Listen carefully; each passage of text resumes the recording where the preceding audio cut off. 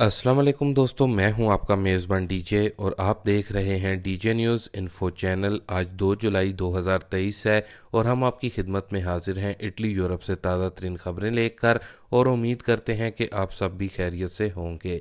तो दोस्तों, जैसा कि आपको मालूम है कि जुलाई का महीना अब शुरू हो गया है, जिसकी वजह से इटली में वर्कर्स के लिए और जो इटली में फैमिली वाले या फिर सिंगल अफराद हैं उन सब के लिए गुड न्यूज़ है। स्टेप बाय स्टेप आपके साथ खुशखबरी की न्यूज़ को शेयर करेंगे, जबकि जिन दोस्तों ने इमिग्रेशन अप्लाई की है उनके लिए भी ख़ास अपडेट है और परमेसो दी सोजोर्नो की एक्सटेंशन से मुतलिक भी अपडेट को शेयर करेंगे। तो दोस्तों, आखिरकार 1 जुलाई अब गुजर चुकी है और इटली में रहने वाले वर्कर्स जो इस चीज़ का इंतज़ार कर रहे थे उनके लिए इंतज़ार की घड़ियां ख़त्म हो चुकी हैं।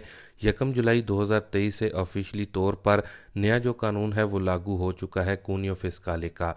और जिन लोगों का या फिर वर्कर्स का 35,000 यूरो से कुद रदी तो कम है, उन सब के लिए बड़ी खुशखबरी है, क्योंकि अब जुलाई के महीने से ऐसे तमाम लोगों के जो बूस्ता पागा हैं वो ज़्यादा निकलेंगे।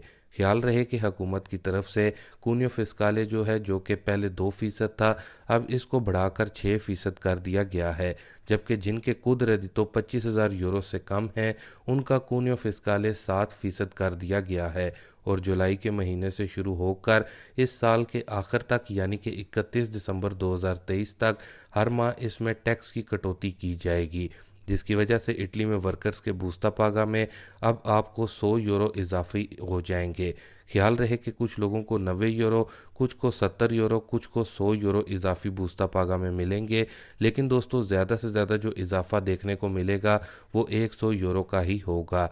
जबकि दोस्तों, साथ ही कुछ वर्कर्स को 14वीं तनख्वाह भी मिलेगी, यानी कि जिन वर्कर्स ने पूरा साल एक ही काम के मालिक के साथ काम किया है तो ऐसे वर्कर्स को 13वीं और 14वीं तनख्वाह जो है वो उसके हकदार होते हैं।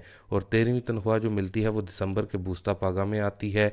एक तो दोस्तों ये बड़ी खुशखबरी है इटली में वर्कर्स के लिए, जबकि जो दूसरी खुशखबरी की न्यूज़ है उसके तहत इटली में रहने वालों के लिए अगले 3 माह जेब में इजाफी यूरो आने वाले हैं। इजाफी यूरो आपकी जेब में कैसे आएंगे अब आपको ये भी बता देते हैं। तो दोस्तों, इटली काबीना की तरफ से अपनी आवाम को 800 मिलियन यूरो की सब्सिडी दी है, जो कि बिजली और गैस के बिल्स में मिलेगी अतालवी आवाम को। और अगले 3 माह यानी कि जुलाई, अगस्त, सितंबर तक ये 800 मिलियन यूरो, जो कि 80 करोड़ की रकम है, बिजली और गैस के बिलों में रियायत की मद में मिलेगी। ख्याल रहे कि जो मुतलका कंपनीज़ हैं यानी कि जो बिजली और गैस देती हैं, ये रकम 800 मिलियन यूरो की इन कंपनीज़ को दी जाएगी, जिसकी वजह से अतालवी आवाम को बिजली और गैस के बिल्स कम आएंगे। अब आपकी जेबों में ये रकम कैसे जाएगी? तो दोस्तों, बिजली और गैस के जो बिल्स कम होकर आएंगे तो ऑटोमेटिकली रकम आम आवाम की जेब में जाएगी। ख्याल रहे, अतालवी हुकूमत की तरफ से ये भी कहा गया है कि गैस पर जो 5% टैक्स आयद था इसको भी 3 माह के लिए रोक दिया गया है, जो कि इटली में रहने वालों के लिए अगले 3 माह के लिए बिजली और गैस के बिल से मुतल्लिक खुशखबरी की न्यूज़ है। बाकी दोस्तों, यहाँ ही आपके साथ एक और न्यूज़ अपडेट को भी शेयर कर दें, जो कि ख़ास तौर पर हमारे उन भाइयों के लिए है जो कि हमें जर्मनी से देखते सुनते हैं। तो दोस्तों, जर्मनी में जो कम से कम तनख्वाह है वर्कर्स के लिए फ़िक्स करने वाली जो कमीशन है, उसकी तरफ से जर्मन हुकूमत को नई रिपोर्ट दे दी गई है, जिसमें बताया गया है कि 1 जनवरी 2024 से जो वर्कर्स की कम से कम फ़ी घंटा के हिसाब से जो उजरत है उसको 12 यूरो से बढ़ाकर 12 यूरो 41 सेंट कर दिया जाएगा। यानी कि जर्मनी में रहने वाले और काम करने वालों के लिए खुशखबरी है, क्योंकि 1 जनवरी 2024 अगले साल से उनकी कम से कम फ़ी घंटा सैलरी में 41 सेंट का इजाफा हो जाएगा।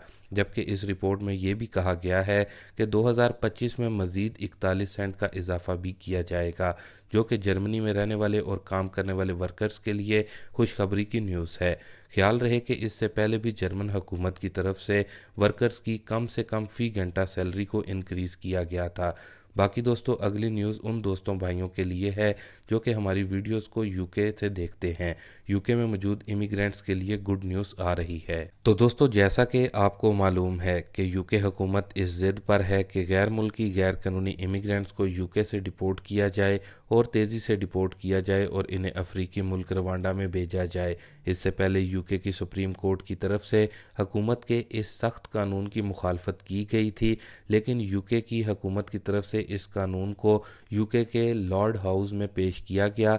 तो दोस्तों अब खुशखबरी ये है कि लॉर्ड हाउस की तरफ से भी इस कानून को नामंजूर करने का कह दिया गया है, जो कि यूके में लाखों गैर मुल्की गैर कानूनी तारकीन वतन के लिए एक खुशखबरी की न्यूज़ है। बाकी अगली न्यूज़ फ्रांस से आ रही है। तो दोस्तों फ्रांस के जितने भी बड़े शहर हैं वहाँ हालात बद से बदतर होते जा रहे हैं और ताज़ा तरीन न्यूज़ के मुताबिक बताया गया है कि गुज़िश्ता रोज़ 1300 से ज़ायद गिरफ्तारियां भी की गई हैं, जबकि हज़ारों की तादाद में गाड़ियों को भी जलाया गया है और जिन लोगों की गिरफ्तारियां हुई हैं उनमें 15 साल से लेकर 17 साल तक बच्चों की तादाद ज़्यादा है।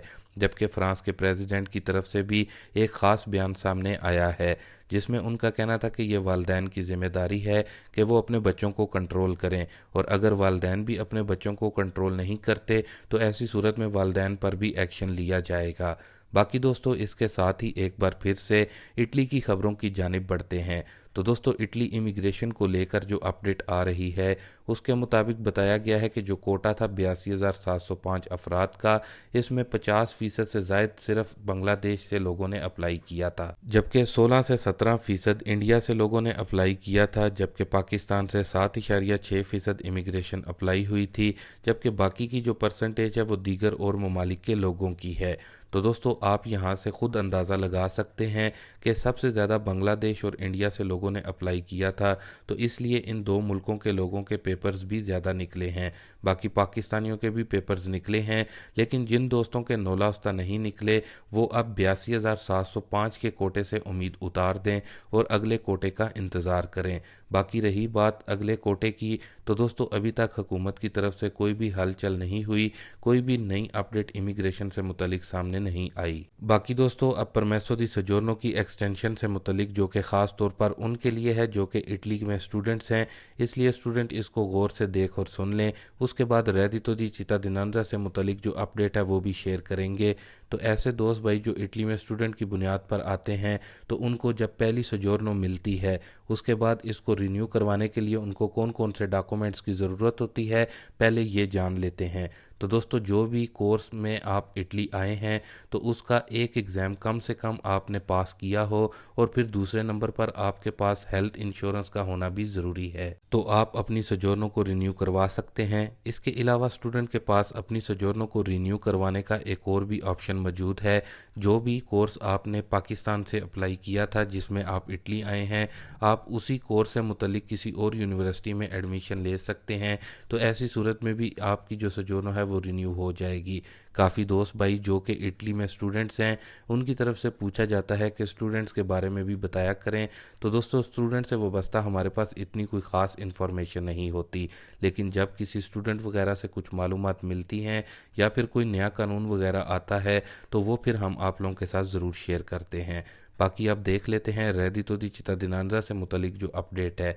तो ऐसे अफराद जो कि रेडितो दी चित्ताडिनेंजा की अमदाद ले रहे थे इटली में, उनके लिए ये अच्छी खबर नहीं है, क्योंकि रेडितो दी चित्ताडिनेंजा की अमदाद को बंद कर दिया गया है नए डिक्रेटों के तहत, और सितंबर 2023 से नई अमदाद जो है वो एलिजिबल लोगों को मिलना शुरू हो जाएगी, जिसका हम पहले ही अपनी पिछली वीडियोस में बता चुके हैं डिटेल के साथ। इसलिए रेडितो दी चित्ताडिनेंजा की जो अमदाद ले रहे थे लोग, उनके लिए ये बुरी खबर है।